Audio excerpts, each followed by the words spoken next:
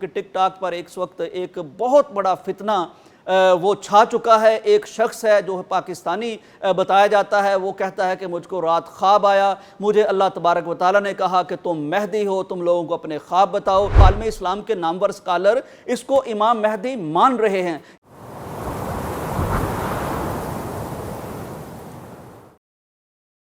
السلام علیکم ناظرین اکرام، آج ہم ایک ایسے فتنے کے بارے میں بات کرنے والے ہیں، ایک ایسے عذاب کے بارے میں بات کرنے والے ہیں جو پوری انسانیت کے افق پر گویا کہ چھا چکا ہے، لیکن لوگ اس کا احساس اور ادراک نہیں کر رہے۔ میں آپ سے ایک دل کی بات کرتا ہوں، میں ہمیشہ سوچا کرتا تھا کہ نبی کائنات کی زندگی، آپ کی سیرت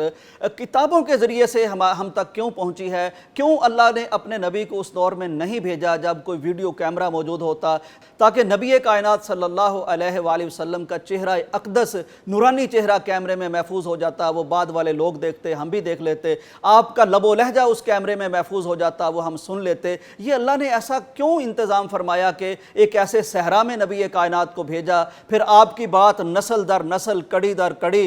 سند کے ذریعے سے ہم تک پہنچی؟ تو آج مجھے اپنے اس سوال کا جواب مل گیا ہے، جب اے آئی کا دور ہے، یعنی آج کل اس طرح کی جعلی چیزیں ڈیپ فیک ٹیکنالوجی کے ذریعے سے بن رہی ہیں۔ ناظرین اکرام، ایک بڑی حیران کن خبر پچھلے دنوں ہمیں سننے کو ملی۔ ایک دوست سو رہے تھے، رات کے 12 بجے ایئرپورٹ سے ان کے دوست کی کال آئی کہ میں دبئی سے یہاں آیا تھا، میں پھنس گیا ہوں، مجھے 1 لاکھ روپیہ چاہیے۔ انہوں نے کسی طرح بندوبست کر کے پیسے پہنچائے اور صبح اٹھ کے وہ اس دوست کے گھر پہنچا کہ وہ دبئی سے آیا ہے، میں ذرا حال چال پوچھوں۔ پتہ چلا وہ تو دبئی سے نہیں آیا۔ اب اسے کال کی گئی، اس نے کہا کہ نہ میں نے کال کی ہے، نہ میں دبئی سے آیا ہوں، میں تو اپنے کام پر ہوں۔ پتہ چلا کہ یہ اے آئی یعنی یہ جو نئی ٹیکنالوجی آ گئی ہے، اس کے ذریعے سے آپ کسی کی آواز، کسی کی ویڈیو ہو بہو اسی طرح بنا سکتے ہیں کہ کوئی بندہ پہچان بھی نہیں سکتا۔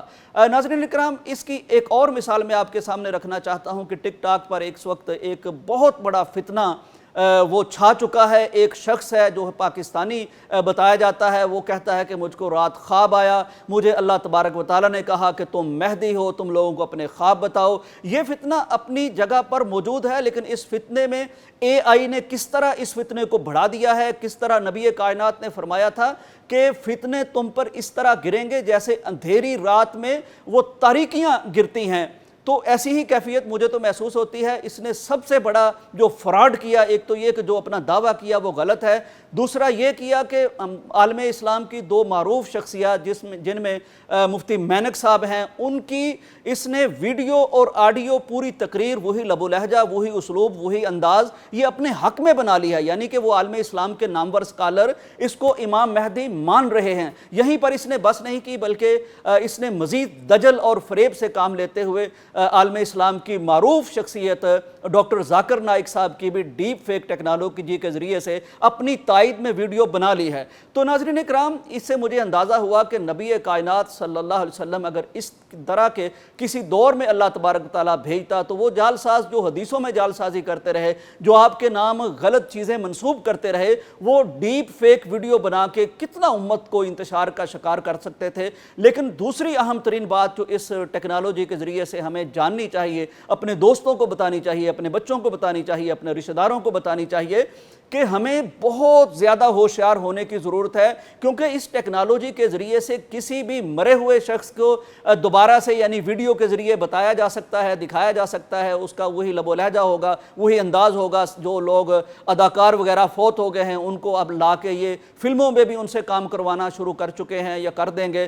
تو ہمیں یعنی یہ ہو سکتا ہے کہ ہمارے کسی عزیز کی شکل و صورت میں ہمیں کوئی بات بتائی جائے، کسی اہم ترین عالم دین کی شکل و صورت میں کوئی بات بتائی جائے، وہ ہمیں ویڈیو بھی دکھا سکتے ہیں، وہ آواز بھی سنا سکتے ہیں۔ ہمیں بہت زیادہ احتیاط کرنی ہوگی، ہمیں اس عالم دین سے رابطہ کرنا ہوگا، ہمیں دیکھنا ہوگا کہ یہ ان کے آفیشیل اکاؤنٹ پر ہے یا نہیں ہے۔ یعنی اب آپ یہ نہیں کر سکتے کہ کوئی بھی آپ کو ویڈیو موبائل میں دکھاتا ہے، کہیں بھی دکھاتا ہے اور آپ مان لیتے ہیں، اب آپ کا یہاں کام ختم نہیں ہوتا بلکہ یہاں کام شروع ہوتا ہے۔ یہ جو نیا فتنہ آ گیا ہے، اس کو فتنہ میں اس لیے کہتا ہوں کہ ہر ایسی چیز آزمائش ہوتی ہے، انسانوں کی آزمائش ہوتی ہے۔ فتنہ کا معنی ہوتا ہے آزمائش، تو یہ بہت بڑی بڑی آزمائش ہے جس میں فراڈ کرنے والے، دھوکہ کرنے والے، دجل کرنے والے، وہ مذہب کے لبادے میں بھی آ سکتے ہیں، وہ دنیا کے لبادے میں بھی آ سکتے ہیں، وہ آپ کی دولت بھی ہتھیا سکتے ہیں، وہ آپ کا دین بھی لوٹ سکتے ہیں۔ چنانچہ اس طرح کی اگر کوئی ویڈیو آ جائے جو غیر معمولی محسوس ہو، جو آپ کو بہت بڑی محسوس ہو، تو قرآن کا اصول بھی یہی ہے کہ جب تمہارے پاس کوئی خبر آ جائے